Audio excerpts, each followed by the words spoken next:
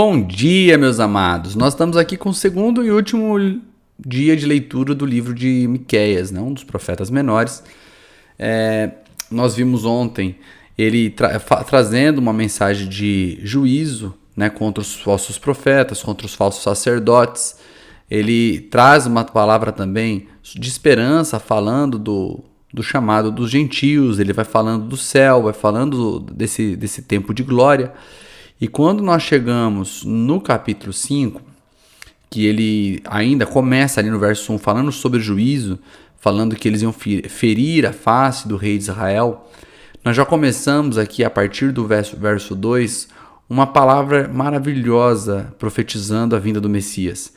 Ele diz o seguinte: talvez textos que nós vamos ler hoje aqui, você vai lembrar deles como tendo lido no Novo Testamento, e sim, de fato, foram muitos textos desses citados inclusive pelo próprio Jesus, pelo nosso próprio Senhor, textos do profeta Miqueias. Mas vamos lá falar um pouco sobre o capítulo 5, verso 2, que fala sobre o nascimento do Messias e o seu reinado. Diz assim: E tu, Belém Éfrata, pequena demais para figurar como o grupo de milhares de Judá, de ti me sairá o que há de reinar em Israel, e cujas origens são desde os tempos antigos, desde os dias da eternidade. Então, você percebe que lá na frente Jesus faz uma pergunta para os religiosos: de quem dizem ser o Cristo filho? Ele fala: filho de Davi.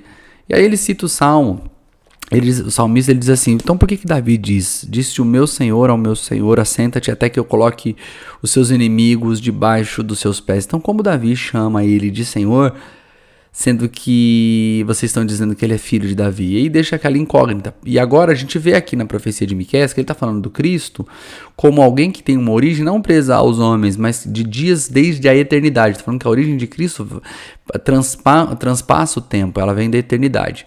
E aí começa uma série de profecias que a gente percebe que se cumprirá na manifestação, na segunda vinda do Senhor Jesus. Porque ele vai começar a dizer o seguinte: aqui a primeira nós chamamos de profecia de dupla referência, porque ele começa falando do nascimento do Messias, que é de Belém, nós sabemos que Jesus nasceu em Belém, mas depois ele começa a falar de um cumprimento que nós ainda não vimos. Ele começa a dizer, por exemplo, no verso 3, portanto, o Senhor os entregará até ao tempo em que está para vir as dores de parto dado à luz.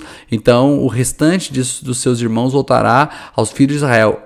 Ele se manterá firme e apacentará o povo na força do Senhor, na majestade do nome do Senhor, seu Deus. E eles habitarão seguros, porque agora será ele engrandecido até os confins da terra. Falando da glória do Senhor Jesus que se expande. Aqui até então, gente, eu estou falando do Senhor Jesus porque a gente está olhando daqui para trás, né? Então eles não tinham imagem ainda de Jesus, mas nós sabemos de quem ele está falando, que as profecias se cumpriram nele. E a ideia da gente aqui, ao ler Miqueias, é entender que eles lá olhavam para esse texto como esperança sobre a vinda do Messias, e nós olhamos aqui os cumprimentos, alguns cumprimentos na vida de Jesus, no caso do nascimento dele aqui, e também um texto que nos gera esperança. Porque ele está falando que quando ele virá, ele será engrandecido até os confins da terra. Esta será a nossa paz. Quando a Síria vier à nossa terra e quando passar sobre os nossos palácios, levantaremos contra ela 7 pastores e 8 príncipes dentre os homens. Estes consumirão a terra da Síria, a espada, e até a terra de Nimrod, dentro de suas próprias portas. Assim nos livrará da Síria quando esta vier à nossa terra a pisar os nossos limites. Lógico que ele está falando de um futuro, porque naquele momento tanto o reino norte foi ali invadido pela Síria, quanto o reino sul pela Babilônia. Ele estava profetizando essas invasões, e agora ele está falando de um tempo onde eles viriam e não conquistariam. Então ele está falando de um tempo futuro.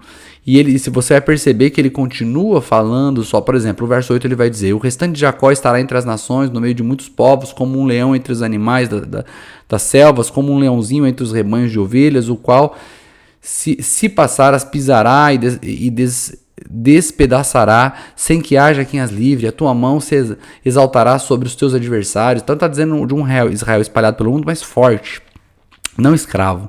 Isso sucederá naquele dia, diz o Senhor, verso 10, que eu eliminarei do meio de ti os teus cavalos e destruirei teus carros de guerra, destruirei as cidades da tua terra e deitarei abaixo todas as suas fortalezas, eliminarei as feitiçarias das tuas mãos e não terás adivinhadores no meio de ti, te eliminarei as tuas imagens, esculturas, tuas colunas, e tu já não te inclinarás diante da obra das mãos. Está dizendo um tempo onde o povo teria o coração mudado.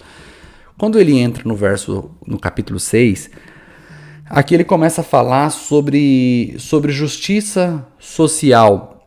Ele começa a falar sobre o erro do povo, de novo trazendo juízo. Então ele começa: ouvi agora o que diz o Senhor, levanta-te e defende a tua causa perante os montes, ouçam os outeiros a sua voz, ouvi montes a controvérsia do Senhor, e vós duráveis fundamentos da terra, porque o Senhor tem controvérsia com o seu povo e com Israel, e entrará em juízo. E ele começa a dizer: povo meu,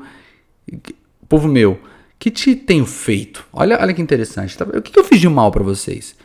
Como que foi que eu enfadei vocês? Responda-me. Olha, Deus perguntou no verso 3, cara. E ele vai dizer: pois te fiz sair da terra do Egito, da casa da servidão, te remi, te enviei adiante de Moisés, Arão, Miriam.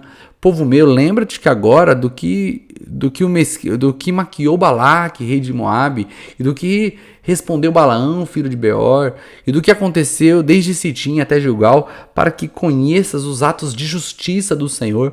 E aí ele começa a falar: olha o que eu fiz de bem para vocês. Aí o profeta pergunta: como me apresentarei ao Senhor e me inclinarei ante o Deus excelso? E aí ele começa a dizer uma lista de coisas. O que eu vou fazer? Eu vou oferecer bezerros de 1 ano, que era o que ele pedia. Eu vou agradar-se ao Senhor de milhares de carneiro, de 10.000 ribeiros de azeite. Darei o meu primogênito pela minha transgressão, o fruto do meu corpo pelo pecado da minha alma. Ele te declarou, ó homem, o que é bom e o que é que o Senhor pede de ti. E ele vai dizer assim, ó: que pratiques a justiça, que ames a misericórdia, que andes humildemente com o teu Deus. É incrível como o Senhor Jesus, ele usa essa ideia já prazer. Lógico que é o próprio Espírito de Cristo aqui na boca de Miqueias, mas como a gente vai ver isso, né? Quando que Jesus está confrontando os fariseus, ele vai dizer assim, Mateus 23, ele vai dizer: vocês devolvem o dízimo do hortelã, do cominho, do coentro, mas ignoram a misericórdia. E aí ele vai falar: façam essas coisas, mas não ignorem aquelas. Então Jesus está mostrando que aqui eles estavam: como que a gente vai agradar a Deus? Ele tem um monte de coisa que você pode fazer, mas não é o que Deus quer. Deus quer que você pratique a justiça, que você ame a misericórdia e que você ande humildemente com o teu Deus. E aí ele, no verso 9, ele continua falando sobre os erros que a nação cometeu, os enganos que a nação cometeu, o engano e a violência que os ricos faziam na terra. E ele diz que eles faziam isso porque eles andaram sobre os estatutos de Onri. Quem é Onri? Onri é o pai de Acabe. Acabe foi um dos piores reis da nação de Israel. Um dos piores reis da nação de Israel. E Acabe, ele casa com uma mulher que não é do povo de Deus, que é Jezabel, que traz adoração a Baal, que traz a idolatria para a nação de Israel. Então vocês seguiram esse conselho aí, é esses estatutos aí que vocês seguiram. Ele entra no capítulo 7 também falando da decadência moral, e ele está dizendo assim, ó, ele vai dizer assim, ó: porque estou como quando são colhidas frutas do verão, como o rabisco da vindima, não há cachos de uva para chupar, nem figos temporãos, que a minha alma deseja. Pereceu da terra o piedoso, e não há entre os homens quem seja reto. Ele vai dizer: todos espreitam derramar o sangue, cada um caça seu próprio irmão. Aqui nós começamos a ver aqui o padrão de Romanos, né? Não há quem faça o bem, todos fazem o mal, não há um sequer. Essa visão de quando Deus olha e vê e consegue enxergar os pecados dos homens, o desejo dele de fazer o mal. Ele começa a fazer uma lista que engloba todos os homens cometendo pecados. Verso 6 ele diz: porque o filho despreza o pai, a filha se levanta contra a mãe, a nora contra a nora. Aí ele vai dizer, ó: os inimigos do homem são os da sua própria casa. Eu, porém, olharei para o Senhor e esperarei em Deus, no Deus da minha salvação. Meu Deus me ouvirá. Olha, interessante, de novo, palavras que Jesus disse: porque o filho despreza o pai, a filha se levanta contra a mãe, a nora contra a sogra. Vamos ler esse texto? Vamos lá. Em Mateus capítulo 10, verso 32, ele diz assim: assim sendo todo aquele que me declarar diante das pessoas, também eu declararei diante do meu Pai que estás nos céus. Entretanto, qualquer que me negar diante das pessoas, também eu negarei diante do meu Pai que estás nos céus. Aí ele diz no verso 34, não penses que vim trazer paz à terra. Não vim trazer paz, mas espada, Pois eu vim, verso 35 do capítulo 10 de Mateus, pois eu vim para ser motivo de discórdia entre o homem e seu pai, entre a filha e sua mãe, entre a nora e sua sogra. E ele diz exatamente as mesmas palavras de Miqueias, assim os inimigos do homem serão da sua própria família, ou em outras versões, da sua própria casa, parafraseando exatamente o que Miqueias está dizendo aqui, dizendo que na manifestação do Senhor Jesus, ele é manifestação de graça e manifestação de juízo, trazendo discórdia entre os homens, porque uma pessoa que crê no Senhor, que o confessa diante dos homens, ele se torna alguém diferente diante de uma geração caída, diante de uma geração pecaminosa. A partir do verso 8, ele começa a falar sobre o compadecer de Deus em relação a Israel. Olha o que diz lá o verso 15. Eu lhe mostrarei as maravilhas como nos dias da tua saída do Egito. Gente, no meio de um montão de juízo, Miqueias está dizendo o seguinte: calma, gente, vai chegar um dia ainda que as nações, verso 16, as nações verão isso e se envergonharão, e todo o seu poder porão a mão sobre a boca e os seus ouvidos ficarão surdos. E ele vai dizendo que o povo, todos olhariam para Israel e um dia se arrependeriam de não ter ajudado, de ter rido, de terem zombado de Israel. O verso 18 ele diz: quem, ó Deus, é semelhante a ti? Terminamos esse livro com chave de ouro. Olha esse texto, 18, 19 e 20. Quem, ó Senhor, é semelhante a ti, que perdoa as iniquidades e te esqueces da transgressão, do restante da tua herança?